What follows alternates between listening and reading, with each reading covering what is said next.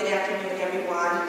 Thank you, Val, and the Planning Coalition for putting together this very important town hall today. And as she mentioned, my name is Tanya Trice, and I am the program manager of SSA 42. I work with the South Shore Chamber.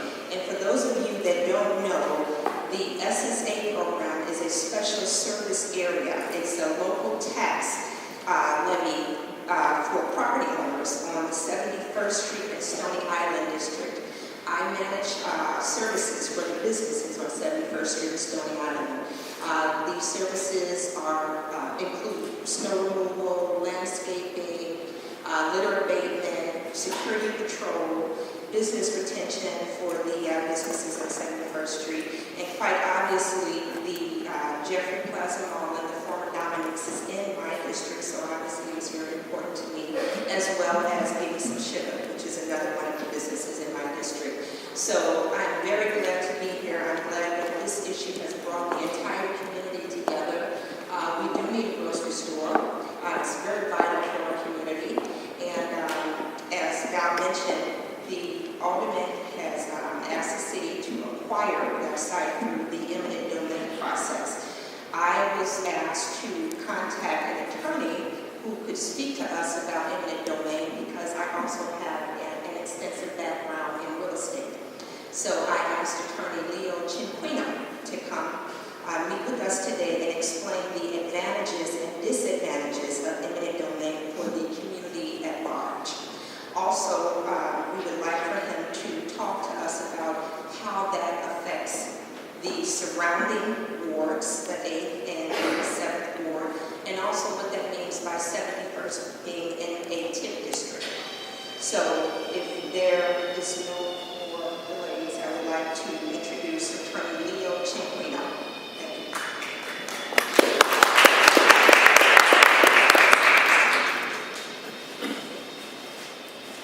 Good afternoon, I'm Leo Cinquino. I've been an eminent domain lawyer in Chicago for over 40 years. I handle mostly representing owners in the eminent domain, but I've represented a number of communities that have filed condemnation and done TIF acquisitions. And it's an honor to be here. Tanya asked if I could come, and here I am. So, first of all, what is a TIF? How do you get TIF is a tax increment financing district, and that gives the city of Chicago the power to condemn land within the TIF.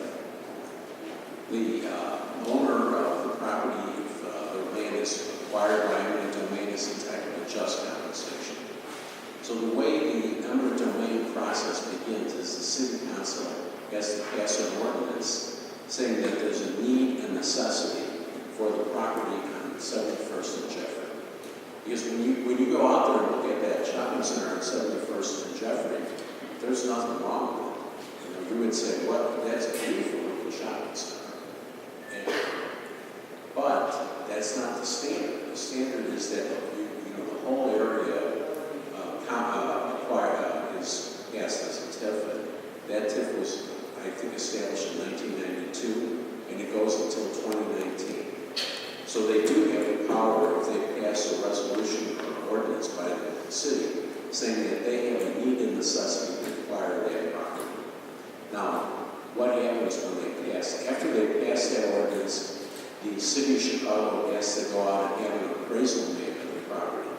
And they have to pay for that property fair cash market value, which means what would a willing buyer pay a willing seller in cash if it was a free market transaction. And they have to pay for it at the highest and best use, which is obviously a shopping center, because it's in good shape. Most of the stores are rented other than the grocery store. Now, what happens is the city gets an appraisal by a local MAI appraiser, maybe not an MAI, but an appraiser that the city uses. And they're going to offer the owner the amount of money that appraisal is. Now, I don't know what that's going to be. I mean, I haven't studied. I just talked about this with Tanya a couple of days ago, so I mean, it's beyond me how much is it worth at that point. I'm not representing the owner or the city. So they offer them fair cash market value for the property. The owner does not have to accept it. The owner might think it's is worth 2 or 3 times what the city offers, right? Isn't that what we were all doing with the city, is acquiring the property? You call me up, anyway, they only offer me this much. You go and try and get more money. Now, let's just say that they make the offer and the owner does not accept that. Then the case is filed in court. You go to the Cook County Circuit Court, and the case will go before the judge. The judge has this on his hands. The city has, first of all, I'll tell you, the city has a unique power in a TIF, and they have the power of what's called quick take. That means that if the city wanted to, I'm not saying they're going to exercise that power, once the city makes an offer to buy it and the owner doesn't accept, the city can go in and make a motion to get title to the whole shopping center immediately by a quick take proceeding. And a quick take proceeding goes in front of the judge. The judge decides the amount of preliminary adjustment. It's called preliminary just compensation. And the owner can ask for more money at the quick take. And the owner can also challenge the right of the city to take the property. They can say, wait a minute, you can't take this property. Look, it's beautiful. Now, if the city has passed a resolution finding a need and necessity for the property, it's highly unlikely that the city would not be able to acquire the property. The question would be, how much money do they have to pay? All right, so it's conceivable that the city of Chicago could have title to that property in 6 months if they have that kind of, if they were that motivated to do that. I mean, I don't know if they are or they aren't. That's a little bit of a political question. Now, what about the owner? Well, when you look at that shopping center, I would imagine he would want to keep the property, right? He's got all the satellite stores rented, and I can't imagine that big store in this community where there are a lot of people with high incomes here. You look at all the beautiful homes here. This is a wealthy community. So there are obviously what they call demographics. That's a number of people and the amount of money that they can spend to support any kind of grocery store there. So I have a little hard time. Maybe the reason that the owner hasn't accepted another lease is maybe, his lease, he has a lease with the Dominics until 2015, and maybe they're paying, Jeanette told me they're paying an enormous amount of rent there. So maybe that it's just a question of after they mouth all that money, they'll go ahead and get a tenant. Because I can't imagine why there wouldn't be a tenant. But just to go on with eminent domain, all the tenants in there would be defendants in the condemnation case. They have to join, most likely they would join all the tenants. Okay? Or because otherwise the city won't get fee simple title. Now, once the city decides that they're going to condemn property for a TIF, they send out what's called a request for proposals. That means they're going to ask for a developer who wants to come in and take over that shopping center. That's called a request for proposals. I don't think the city is going to go ahead with them. I shouldn't speculate. I don't know what the city's going to do. I'm not a politician. I'm not the alderman. But they generally don't acquire land that would be expensive. That would be an expensive land acquisition without having a developer who's going to come in and take it over. So all those tenants in there, I don't know if they're locally owned businesses in there. Maybe I don't know if they are or they aren't. That's something you all ought to look at. You might want the city just to acquire what's called the leased fee. The fee title to the property is owning everything. You have all the bundles of rights.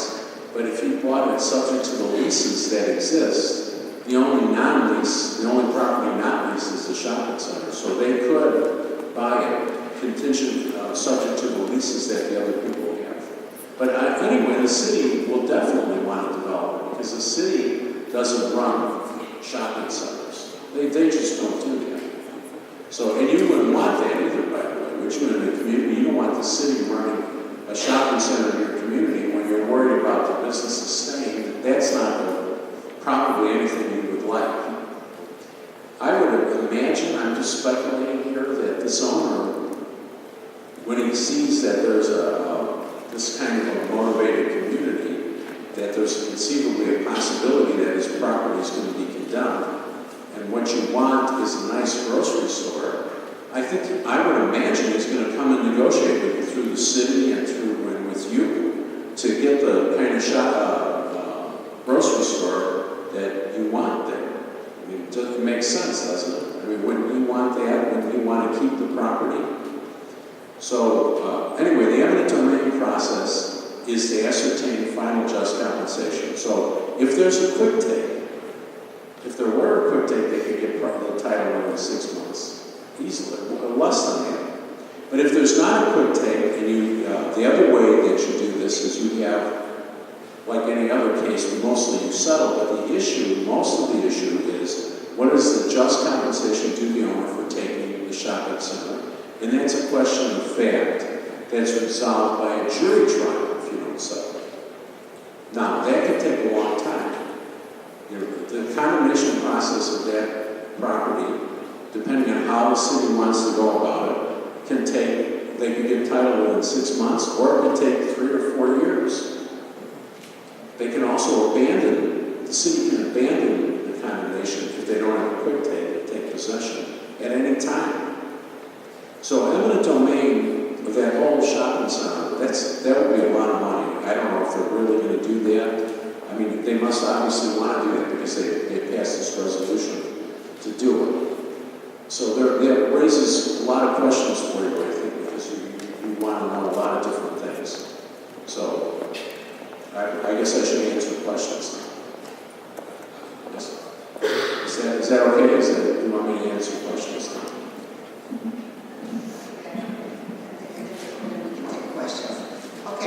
I'm Jeanette Foreman, and I'm with the Planning Coalition, and I'm definitely not an eminent domain expert. Leo is. My area is community development in the sense of social justice issues. The overlay of what Leo is saying, Leo is talking about the technical issues that I reiterate, that this process that has been started by an ordinance that was passed this week could take anywhere from 6 months to 2 or 3 years. He has couched it, however, in terms of our interests, which are obviously we've been agitating for a year to get a grocery store. And the theory of how this ordinance was passed in the context that Leo was saying that there has to be a necessity is the fact that we have been agitating saying we need and want a grocery store. So we've got a lot of foundation that justifies the issue of how do we get a grocery store. And we've gone to great lengths to interview many, and have not been successful. So in certain respects, this ordinance, as it is said, is a response to that. In fact, let me read what the ordinance is, and I'm going to urge you all to go online and see it for yourself. The ordinance is very simple. It's just 3 paragraphs. Mayor Emanuel and Alderman Leslie Harrison today. This is actually from a press release. Mayor Emanuel and Alderman Leslie Harrison today introduced a measure that would approve authority for the city of Chicago to begin the process of taking ownership of a South Shore shopping center under land acquisition proposal. So the point I want you to realize is this is not just taking control of the store, it is the whole shopping center. That is why we're gathered here today. The retail center, 1,300 square foot Jeffery Plaza shopping center located 2101 East 71st in the South Shore neighborhoods includes a 64,000 square foot space vacated by Dominant's grocery store December 13. The vacant store is the last remaining of the Chicago stores vacated when the company closed its stores.